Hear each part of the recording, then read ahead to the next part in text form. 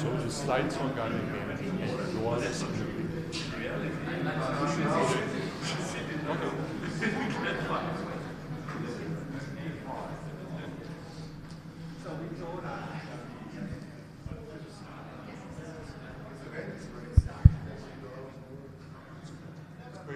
Just keep it that way.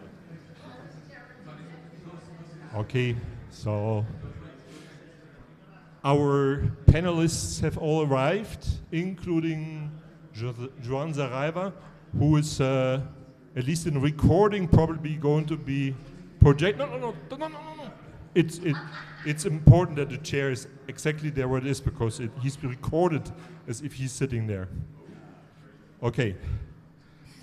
Yeah, so welcome everyone to this wonderful panel. It's about AI effects on research and education. Well, in what context? It started as in a software language context, or from a software language engineering perspective. Then we thought, okay, maybe we should also add programming languages, and then we made it sound like programming and software language perspective. Now you can decide whether this explicitly includes programming or programming languages. Well, we also want to cover programming. Also, welcome our distinguished panelists, Shigeru Shiba, who had already had some presentation this afternoon, University of Tokyo, Berline Hermanns from Freie Universität Amsterdam, Bernhard Rumpe from RWTH Aachen University, Germany, and virtually with us, because you didn't want to come here. No, there were some problems. There were some problems we are not going to talk about. Joan Saraiva from University of Minho in Portugal. Okay, I will say a few more words about them in a second. And here's the panel topic. So, I mean, there's like these obvious issues, like, okay, we should probably welcome LLMs, or generally AI, into our work, research and education in a programming and software language context, because, for example, for productivity's sake, we should really do it. It would be stupid not to do it. And we also feel like we should do it carefully, though, because there are certain risks and maybe limitations of the AI that we should take into account, and not just, naively indulge LLMs in our work.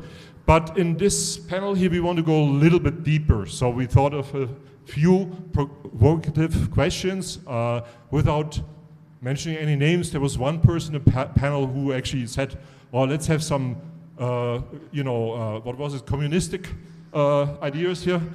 Okay, now we know who I'm talking about. Anyways, no, I mean, we wanted to have some fun, right? So this is like 7 kind of issues that came to mind. So LLMs, AI is at the end of programming, and actually Joan Saraiva will mutate or modulate this question a little bit and say, okay, maybe we are compiler constructors, software language engineers. Maybe it's not so much about the end of programming, maybe it's about the end of the Dragon Book, right? And then we see these days at many conferences a lot of LLM evaluation kind of work. People are benchmarking LLMs with regard to certain tasks that pop up in our arena. And you might say maybe this is opportunistic research in a view of how quickly LLMs evolve with a short half-life period. Or you might say there is some good reason to do that, so we can discuss that. And then a bit more the teaching side. What sort of course changes are needed? And if things are underway, juniors may be doing better than seniors.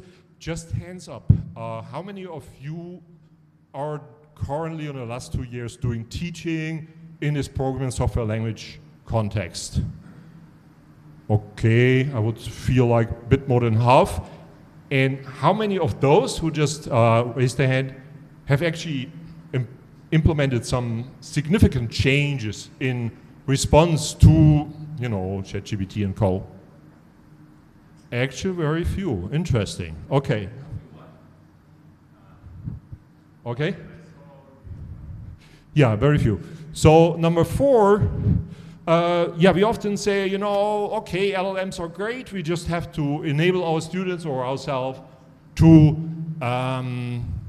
yeah, to judge the AI output. But then you could say, is this realistic? You know, maybe we're outsmarted, or is this also fulfilling?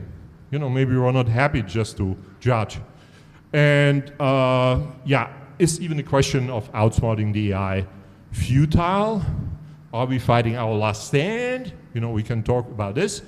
Or the way how we try to evaluate LLMs and AIs these days, is this maybe a preparation for a new meta level where we have some, you know, consultation, orchestration of how we run LLMs and evaluate the results and ask LLMs to evaluate the LLM output results? And, you know, is there some new engineering, some new meta level inside? And finally, if we embrace AI, are we going to lose everything? Are we getting alienation instead of joy and pleasure? So these are the questions we are dealing with, or maybe also other questions. And we are going to do this like this. I already introduced the panel topic. Now we do an initial round of introducing the panelists. I will call up the panelists, and each panelist in this order here will present their short statements. We want to be very interactive, so the statements are also short. We will also talk to the chair, like Clint Eastwood a few years ago. We will talk to Joan Saraiva. And then we will take a bunch of questions, a bunch of statements, not just back and forth, and then there will be another round. People here in the panel can reply, and I'll start with,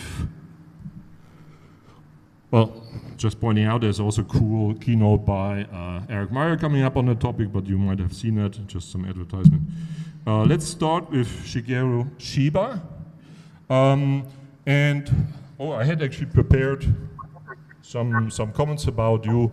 So I learned to know Shigeru in the context of aspect-oriented programming, one of these paradigms long gone. He has been back then author of a very cool tool called Java Assist for bytecode engineering. But he is a compiler constructor, language implementer by heart from the University of Tokyo. Please go ahead. Mic if you want, or this mic, as you wish. Okay, thank you for a very nice introduction. That's kind of funny. Everything happened before AI era. But anyway, okay, I'm Shigeru Chiba from the University of Tokyo. My message is pretty simple and straightforward. I'm quite a positive person against the future,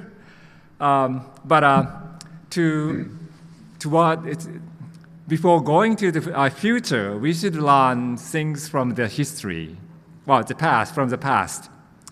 I found a quote by Grace Hopper in 1953. Well, at the keynote speech at the ACM Hopper History of Programming Language Conference, the first History of Programming Conference held in 1978. At that keynote, she said, well, she remembered the old days. Data processing, well, as you know, Grace Hopper was known as the mother of COBOL language, right?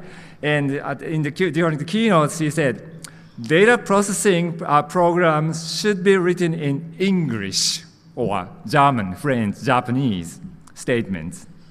And she said that she would be delighted to supply the compilers to translate to machine code. This is part of her proposal to her manager. I mean, the company at that the company at that time she was working for. But her manager said she could not do that because computers could not understand English words at all.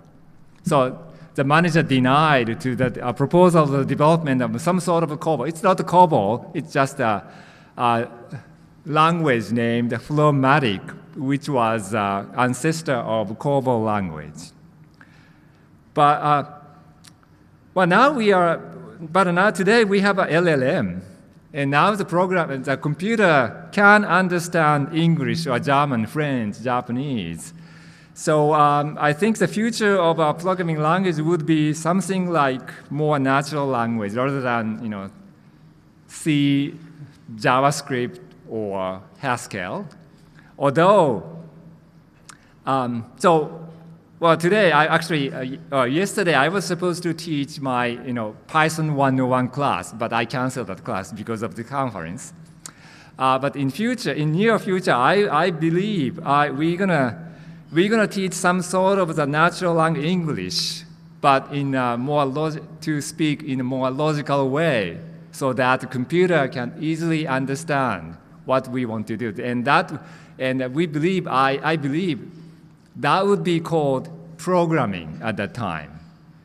So in that sense, we should welcome AI, LLM technology, and we have to develop a new programming language, assuming that computer can understand English. That's all. Thank you. Okay, so our next panelist statement will come from Feline Hermans. She's very much into programming language education. In her work, she also really likes to look into certain kinds of, maybe it's not correct to say diversity, so like age and gender, stuff like that. She's very much into block-based, spreadsheets, Scratch-like languages. She also has a strong record on code smells, refactoring clones. And she has prepared 25 slides, but we agreed 5 minutes is more than enough to do it. This will be easy because I speak really fast. So. Hello everyone, my name is Feline Hermans. I'm a professor of computer science education, and I think my main identity is the identity of a teacher. And then how will my identity as a teacher change if in between me and the students is AI? What will that mean? And the sort of vibe I'm getting from a large part of the programming community is that everyone is super excited. Just like, how are we going to use LLMs? When are we going to use LLMs? Everywhere. It is the future, as a previous speaker also already said. And I'm not sure I'm convinced. It's not that I'm not convinced, but I thought let's try to organize the arguments. Like, what are the arguments? Why are we doing this? What problems are we solving with LLMs? In case I speak really fast, both these arguments, I'm going to look at arguments why and why not LLMs make sense in education, are also on my blog if people want to read along. So let's start with reasons that I hear in the community that people say, oh yes, we have to absolutely use LLMs. So one reason that people say, well, we have to do it because students will cheat, right? They will use LLMs anyway, so we have to do something with it. I think, well, maybe if all your students are cheating, maybe there's also something wrong with the course, right? There's always a few students that cheat and a few students that will never cheat. But in the middle, there's a lot of students in an introductory programming course, well, they registered to do a major in programming or in computer science. So if they're cheating, we have to figure out why. But maybe even there's a deeper reason that if students do something, it shouldn't necessarily become a rule. This is the main building of my university. If you can't see it, that sign there says smoke-free campus. But then this is not a smoke-free campus. Students are smoking everywhere, right? But still, we say this is a smoke-free campus because this is our value system. We're not going to say, oh, students smoke, so just let them have cigars in the classroom again. And we know this is bad for their health. And probably also, in many cases, we know that LLMs aren't great for teaching. So just the fact that students like something, they like many things, right? But we are the adults. We should tell them what is good. So then people say, well, but AI can replace teachers. And I had a lot of eloquent arguments against that, but then someone beat me with this amazing comic that just summarized it really well. So here's a robot that eats ice cream. But wait, I like eating ice cream. So this is sometimes how I feel, like, I like teaching. Like, teaching is what is my identity, what I want to do. So what I would not like is a robot teaches, and then I'm really sad, and then the university offers me a free yoga course. Like, oh, now you'll feel better. No, I felt better when I was teaching, and let me do my work that gives me value. So here's another very, very interesting argument. People say, yes, we have to teach LLMs because professional programmers will also use them. I think this is an excellent argument. I totally agree with this argument. However, professionals also do refactoring, they do code reviews, they do requirements analysis, they do user interviews.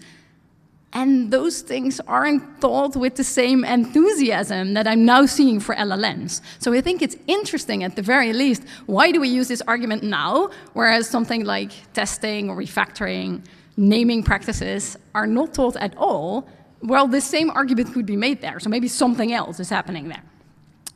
So let's also look at some arguments why we don't want to use LLMs, which you can also read in my blog if you want to. So reason one is something that I hear no one talk about, which I think is really sad, and that's the climate impact. We are already at 1.5 degrees. Like that thing that all scientists said that we really shouldn't want, we are there. Like, do we really wreck the planet because we don't want to grade? My house is below sea level. Like, I am not so excited about making that stuff worse.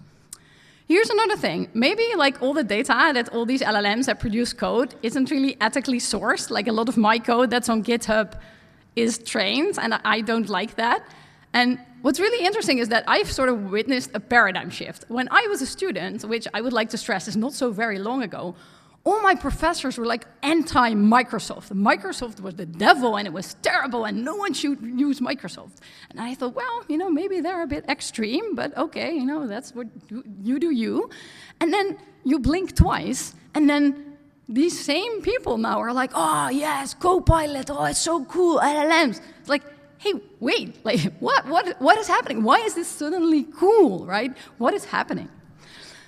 Another reason that you might not want to use LLMs is that there's a lot of bias in all various sorts of ways. They're very often trained on English or Latin language content, not on other languages. All sorts of bias if you generate also images or text a little bit outside of source code. So that might also be a reason. And one final reason is that if we use LLMs in the teaching process, over time, teachers will be de-skilled. Like, grading is not just giving students a grade. Grading is also learning. If I'm grading as a teacher, I'm learning from the mistakes of my students. And if you do it well, if you see 10 times the same mistake, you're like, oh, next year in my lecture slides, I need to explain this better. So grading is an act of learning for professors. And if we take that out, if we do that entirely with a machine, we might still know all of these mistakes, but future teachers might not. So that's the de-skilling, the Marxist perspective. Marx and other Marxists have thought a lot about what does it mean for automation, how do jobs change. And one thing I want to remark before I go is that these objections, none of these objections require me to engage with LLMs. A lot of people say, oh, but Feline, we just have to experiment with it to see how it works. But I do not have to experiment with it to know that the data is stolen, there is bias, it is bad for the climate. I can just observe that from a distance. So at the very least, I want to stress that we can have a lot of good discussions about LLMs without saying, oh, but yeah, we're just experimenting, because just the act of experimenting with it is also already expressing values.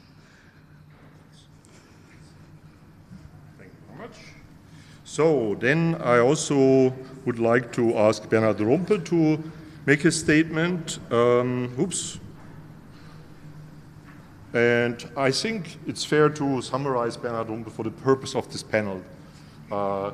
As a stronghold in model-driven engineering, I mean, you might know systems like, from his team, Monty Core, Monty Jam, Monty Web, right? Back then in the day, he was also very vested in UML and its semantics. He's also very much interested in the relationships between models, ontologies, and programs. And more recently, quite relevant to this panel here, he's also very much interested in applications of LLMs in an MDE context. Bernhard.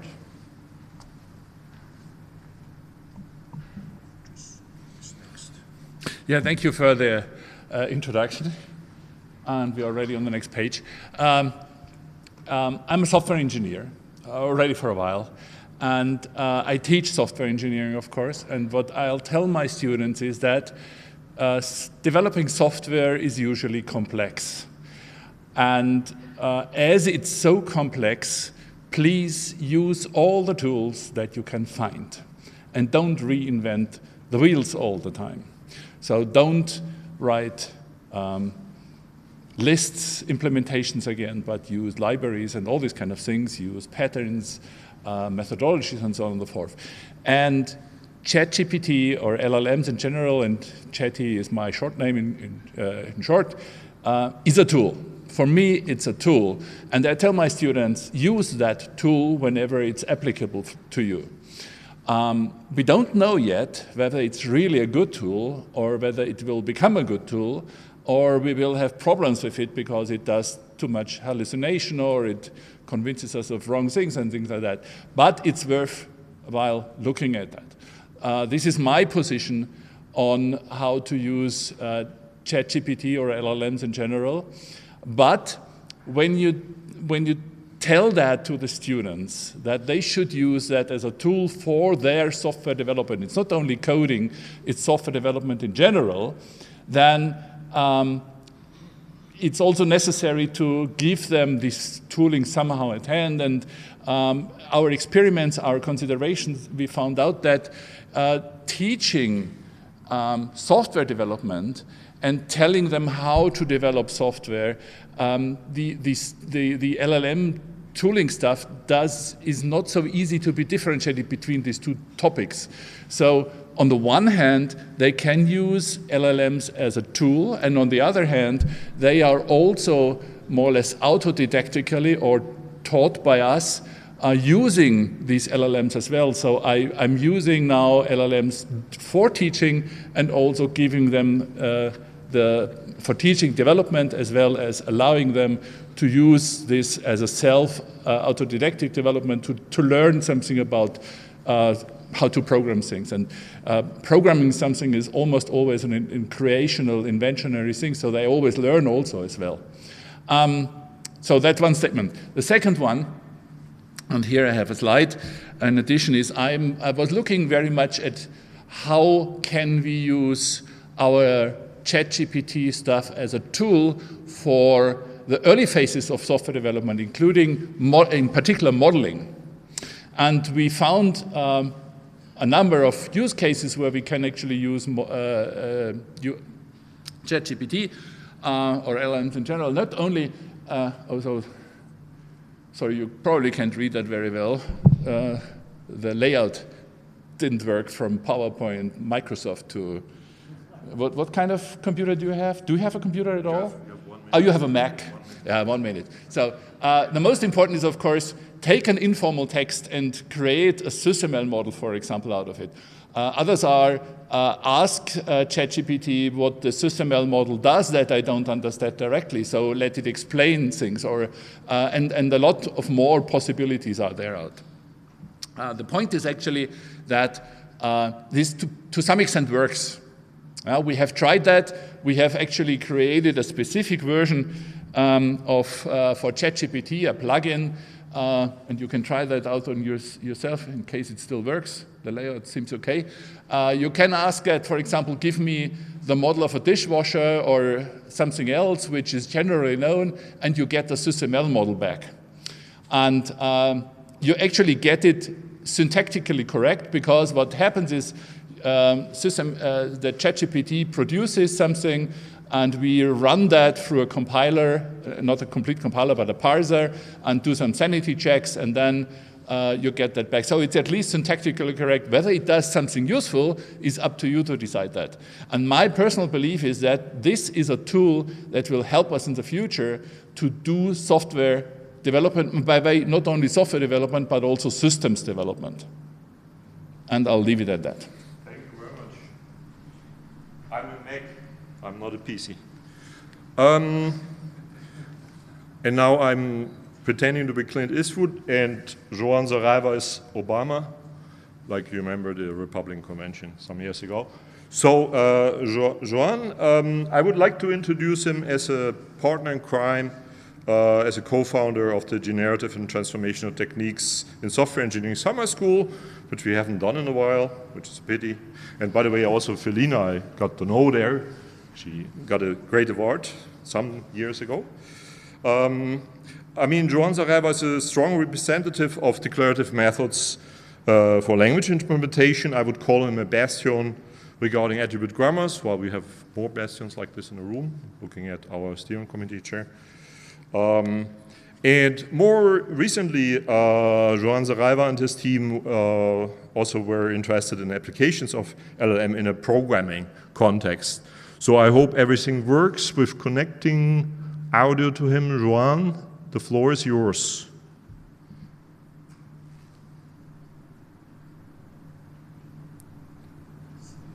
I think we still try to get you heard.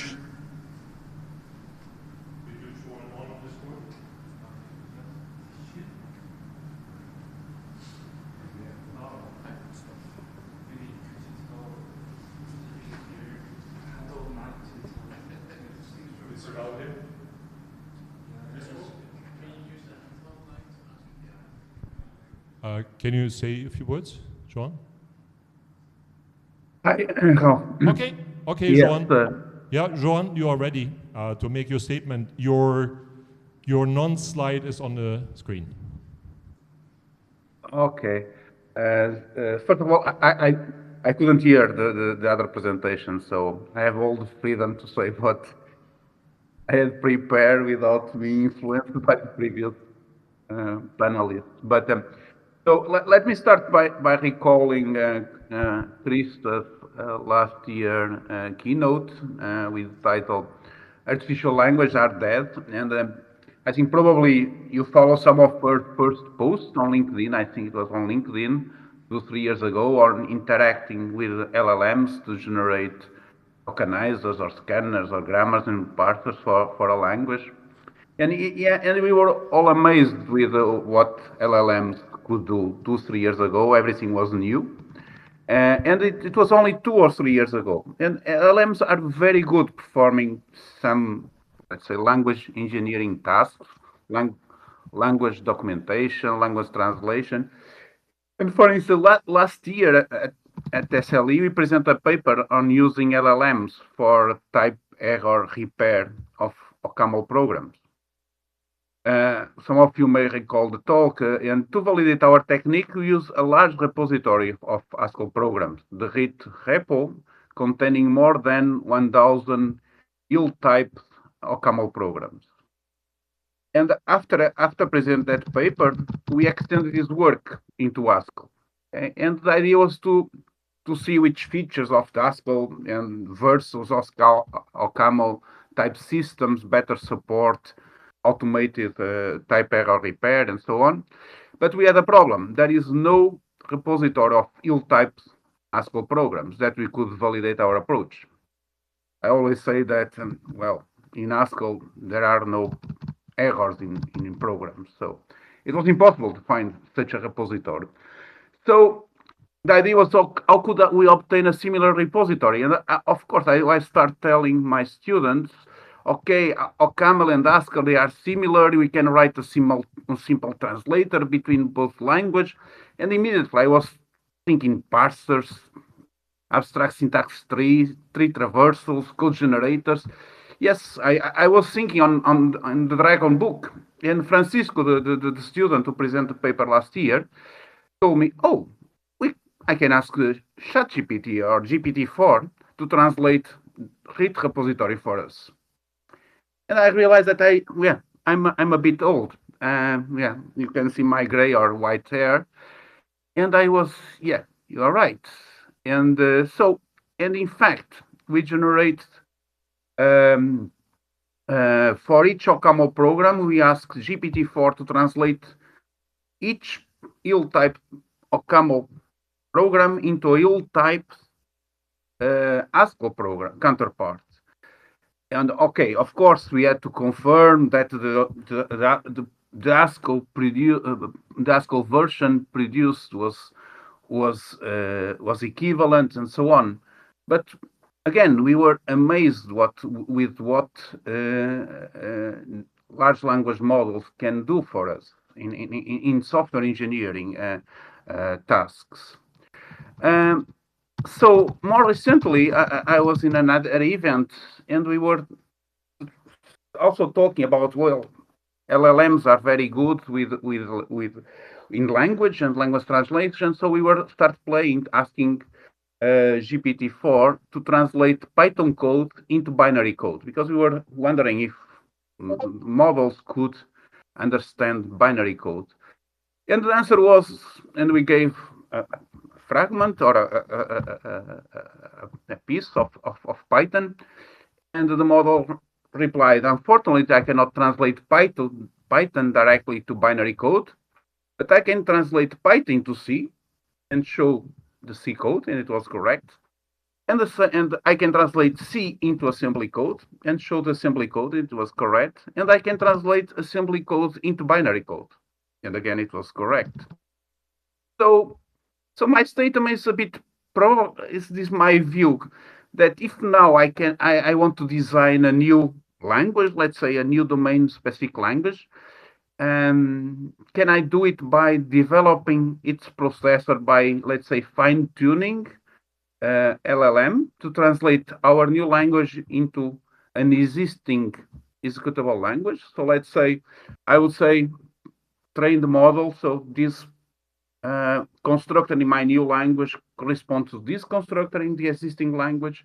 This one corresponds to that one, and later this this program corresponds to that program in that language. Can I do that by, let's say, building a processor for my language by fine-tuning a model, and not by applying all the techniques, the nice techniques that I learned when I was undergrad student that are included in the Dragon book.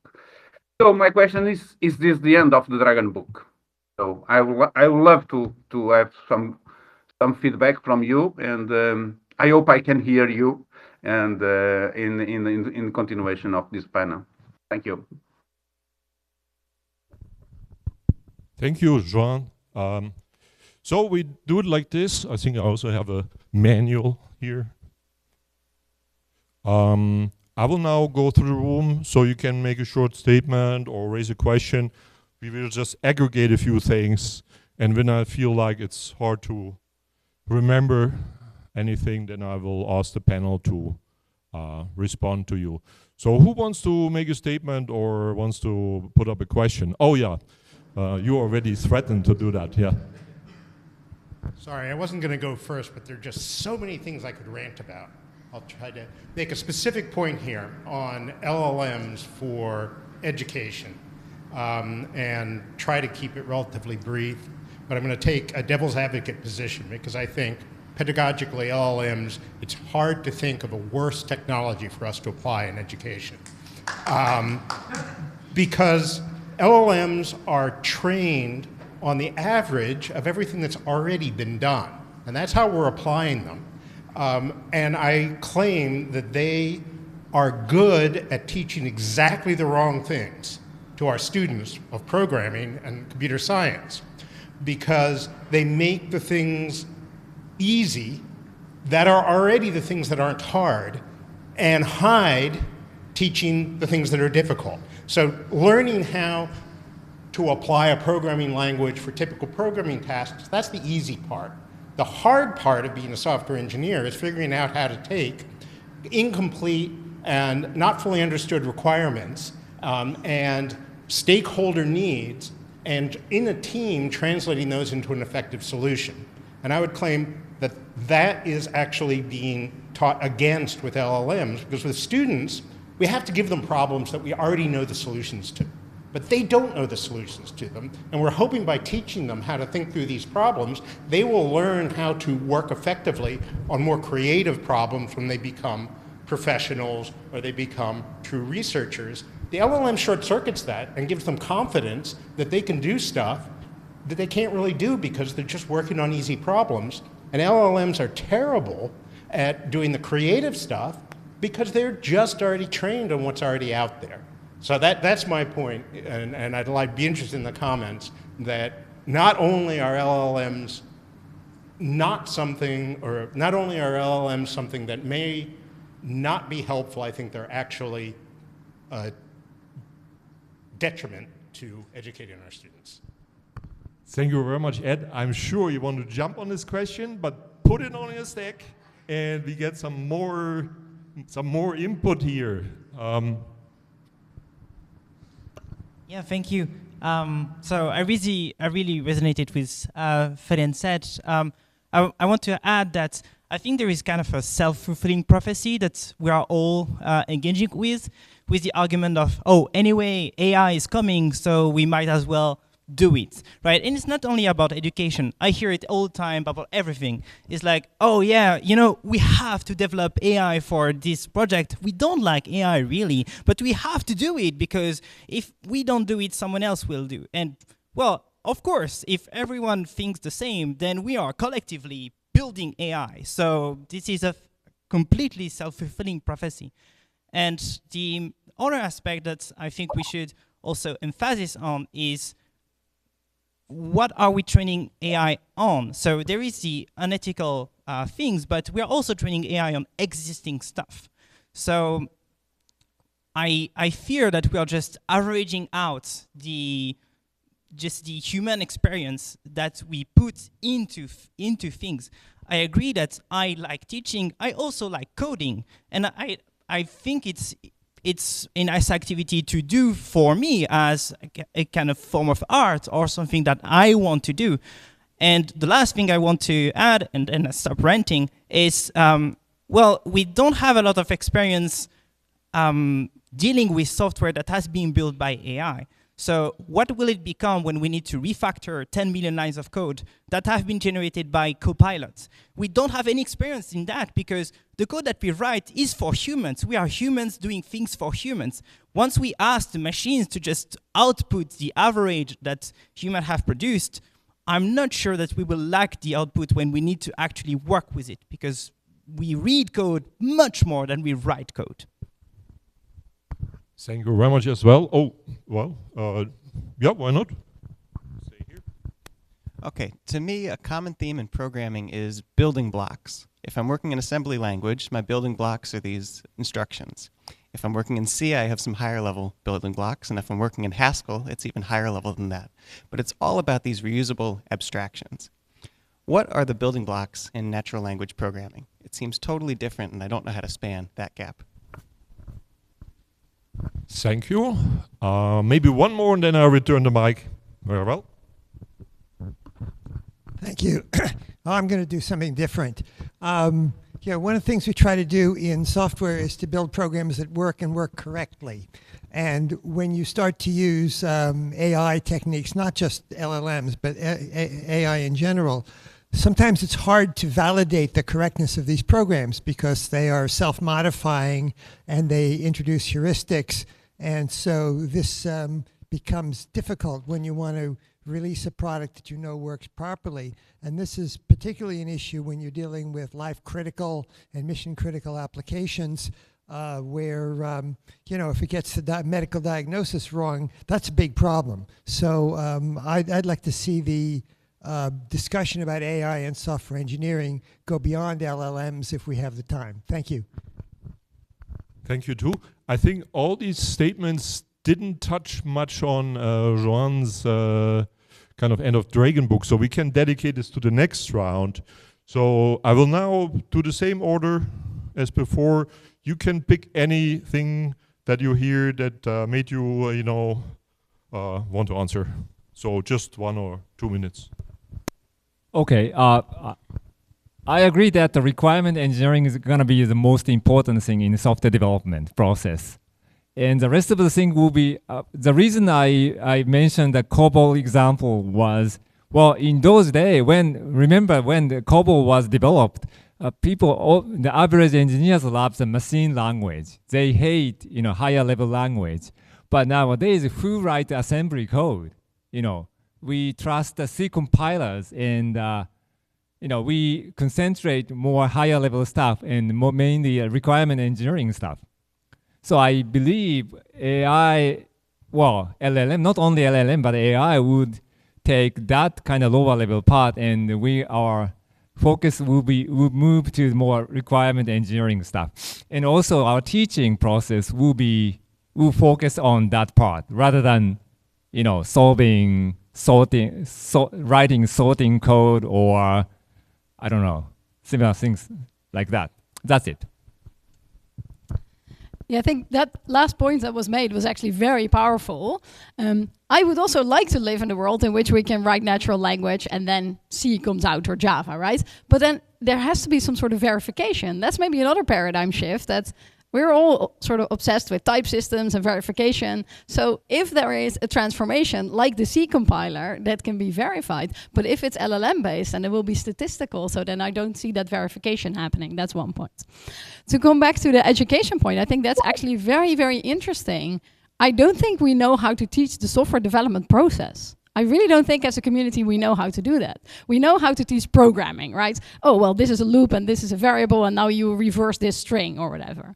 But the collaborative process of requirements engineering and refactoring and having a domain model, we don't know how to do that because this is the skill set of social scientists. This is about interviewing, this is about communication, this is about people, and those skills are just pushed out of our field. Dijkstra said in 1973, if social scientists think that they can contribute to software development, they're making themselves even more ridiculous. And I think that sort of vibe still holds. So if we want to teach software development in a world with or without LLMs isn't even important, we will need different skills in our faculty to instill the skills in students that are, hey, if you're building software, this is a human communication problem. And it would be cool if we would talk more about that, and we would talk less about, oh, look at that cool machine going boom, boom, boom, right? Because this is why we're all excited. And I'm okay with that, right? You can all be excited about it, but then just say it with these words. You don't want to teach refactoring. You don't want to teach code reviews because it's not cool. And this is cool, and this is why we're excited about it. That's the thing.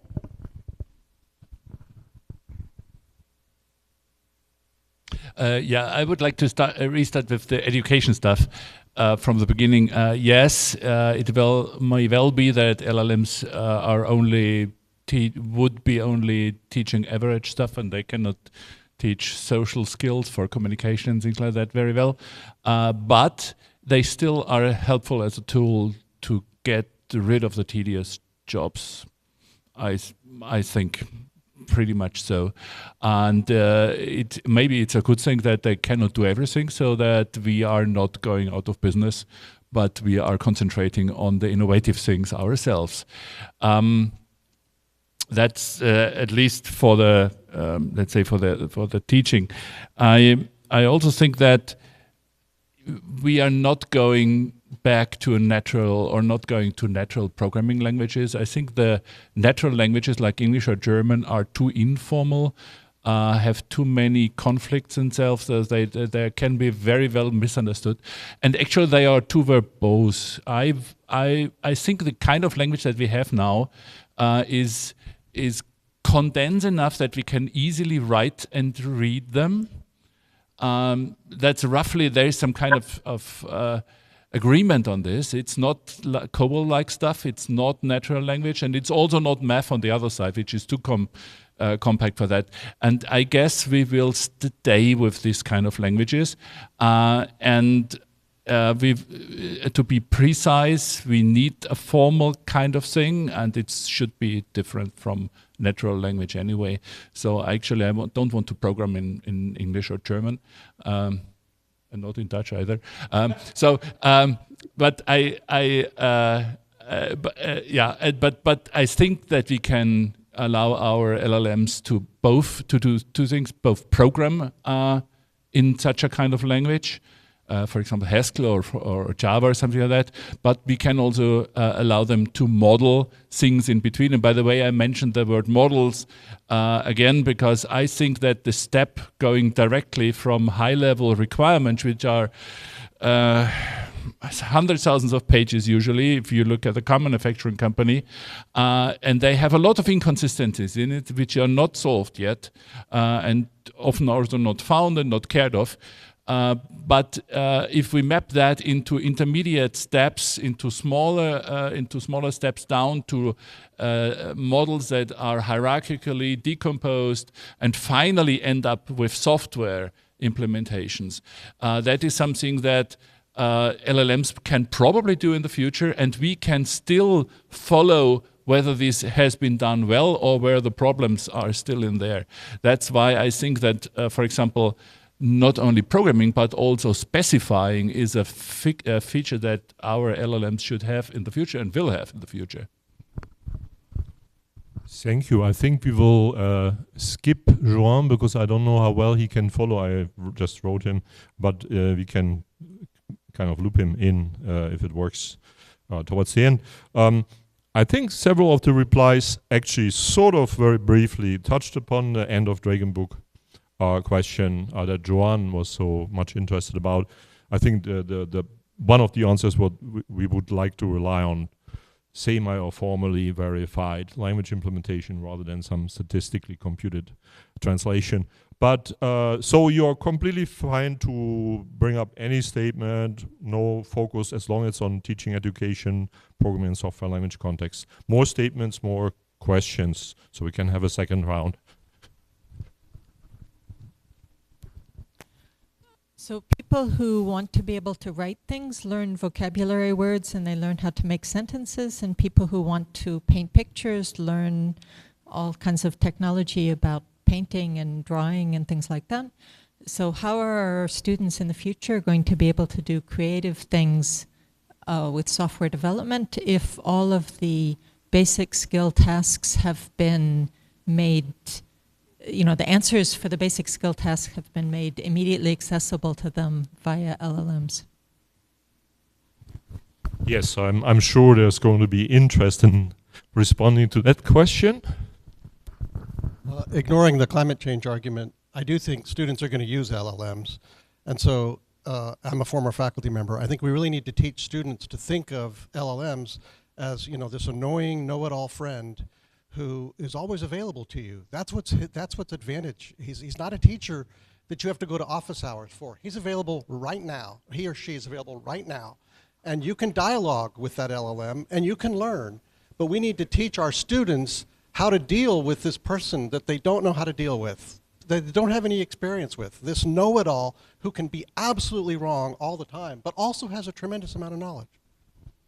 Yeah, but of course, if this annoying friend is 10 times more intelligent than yourself, I mean, speaking of me, that starts to be an issue, but just try to apply.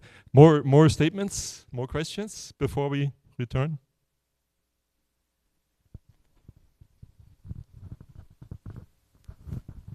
Thanks, Ralph. Yeah, I have a hard time knowing what to think about all this, but I've been reading a little bit more of, you know, what people in sort of rhetoric departments think about this. You know, how do you teach about writing? And one thing that keeps coming up is writing is thinking. Writing a 5-paragraph essay is like a waste of time.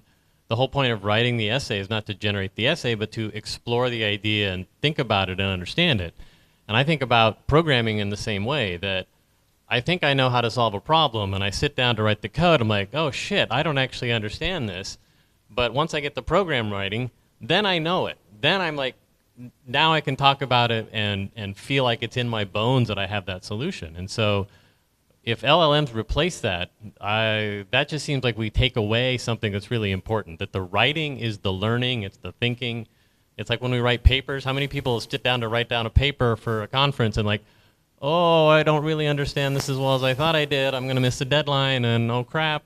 It's because the writing part is not a thing we don't want to do. It's the maybe most important part of what we're trying to do. And if an LLM can help me avoid like the accidental complexity of writing code and, you know, put little blue squiggles where I'm making a dumb mistake, that's great. But there's something inherent about the discovery process that I don't think we want to give up. So, thank you, Eric.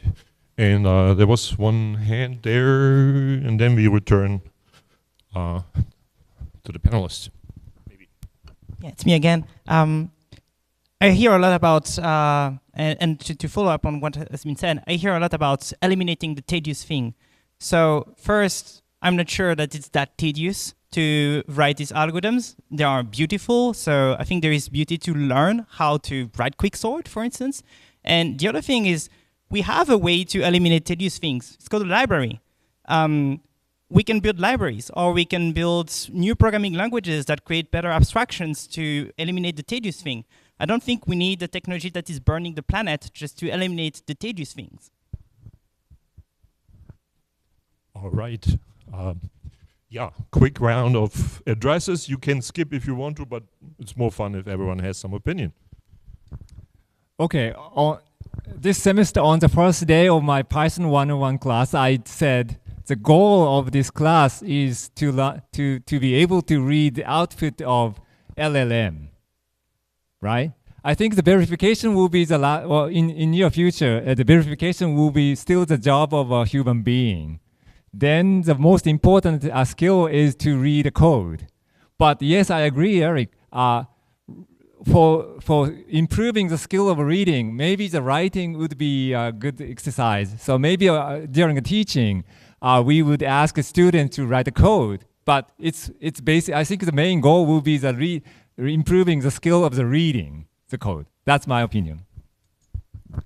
Yes, so I agree with that we have to teach reading. This was already my opinion before LLMs, right? But how do we do that is really interesting, because somehow as a field, we've agreed that teaching programming means teaching writing of codes, not teaching reading of code. So we don't even really know how we would teach that. But I think if we would want to teach this, we don't have to lean into the idea that students will use LLMs, right? And I know I sound like a Luddite, but if you want students not to use LLMs, you can simply have a computer-free classroom, and then the problem is solved. So if you're like, well, this problem cannot be solved, it can be solved, right?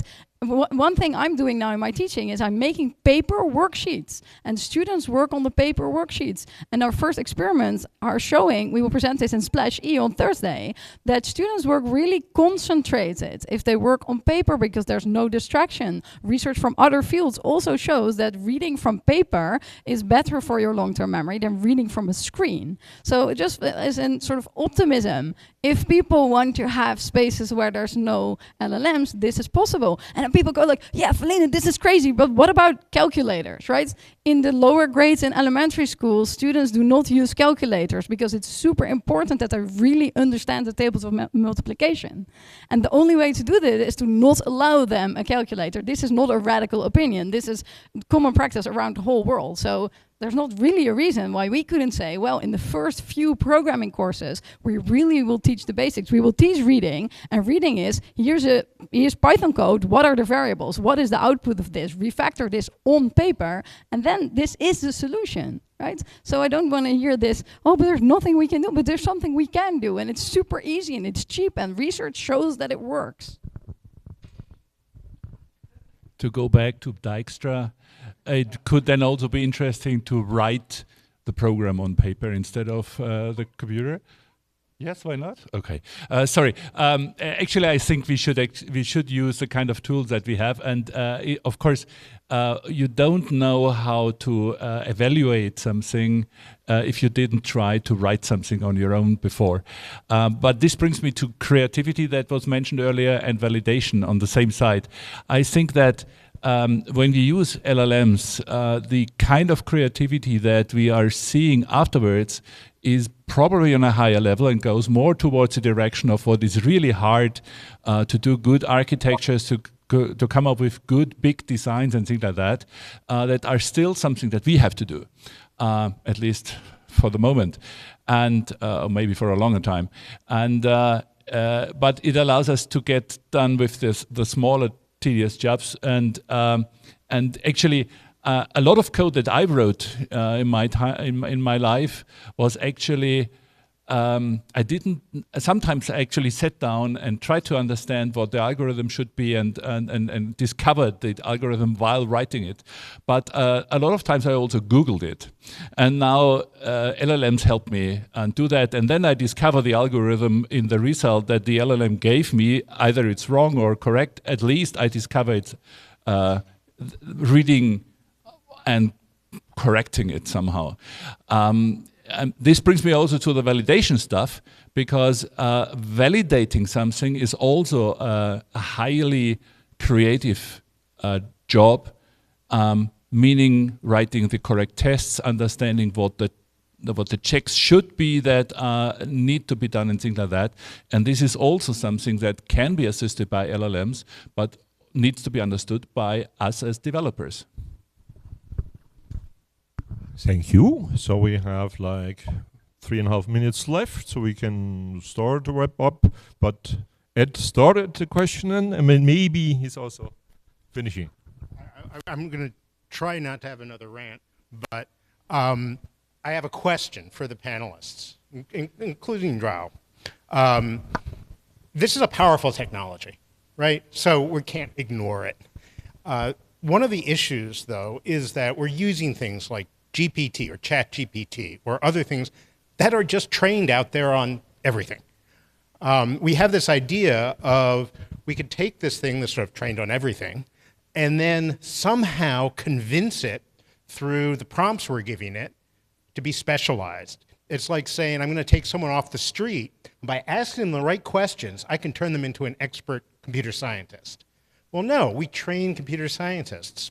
The question is, how can we take this technology and rather than having Microsoft or Google or Amazon use nuclear power plants to run their data centers to train it on everything on the internet, how can we train it, not prompt engineering, but actually deep learning, train it for our discipline, so it actually maybe has some understanding, and this is true for other disciplines, but of computer science or whatnot. Is that something that we can actually do? How would you see the possibility? And when we do that, maybe all we need is like a hydroelectric plant instead of a nuclear power plant. But can we actually use the deep learning capability rather than just trying to prompt engineer the generic LLMs? I mean, I would sort of reply to that even the generic models that we have been trained already on a bunch of very related material that you would also use to train a more specific model, right? So, sorry, because that's not true. I mean, they've been trained on that and all sorts of other stuff, and they statistically average over all sorts of other stuff, and so they apply, and there were some examples of this came up in a discussion I had a few weeks ago, but that's, they get, in a sense, an impressive sense of human common sense, which often is wrong when you do a technical discipline, and you have to convince them that that's wrong. We take years of training people to do it, and we expect that in a few long prompts, we can convince ChatGPT to do what the majority of humans have convinced it it's wrong. It's not common sense. I think we cannot fully handle this question, right? Because it's really now getting into technicalities of training approaches and tuning. And, you know, I mean, I don't want to kill the discussion, but this would get in, you know, very deep technically, right? But if you have some way of very briefly addressing it, really briefly. I try to be brief. I personally think that we don't have to specialize too much. So that basically means we can go with ChatGPT in a general sense, because when we want to teach him or her software development, it also needs to know about general purpose things, about what marketing is and all these kind of things, because the software lives in a context and is used in a specific domain. So it needs to know about the domain as well. That in turn means that we are not going to train and train and train over and over again for specific domains, but we need a general purpose AI, which of course then, and it's not a person from the street. It's the sum of a lot of persons from the street. And if we ask it the right way, we might get a better answer than the average answer. So don't train too much. Yes, I just take the liberty to finish here, because otherwise I'm entering history as a very unreliable panel organizer. Already enough burden on my shoulders. I thank everyone. I think this was great. This was as much as we could do in 1 hour. Thanks our panelists. And of course also the audience for these great questions. And thank you, Joan Saraiva. I don't know whether you can see me. Cheers. Well, no. I'm on Discord with him, so I will thank him later. Okay, thank you very much. Okay, thank you. And I now ask the PC chairs to take over for the rest of the session. Yep. Thank you. Oh yeah, we continue the discussion at, yes, especially with you, Ed. Or was it Eric? I mean, so we do the closing now, right? Well, the awards session.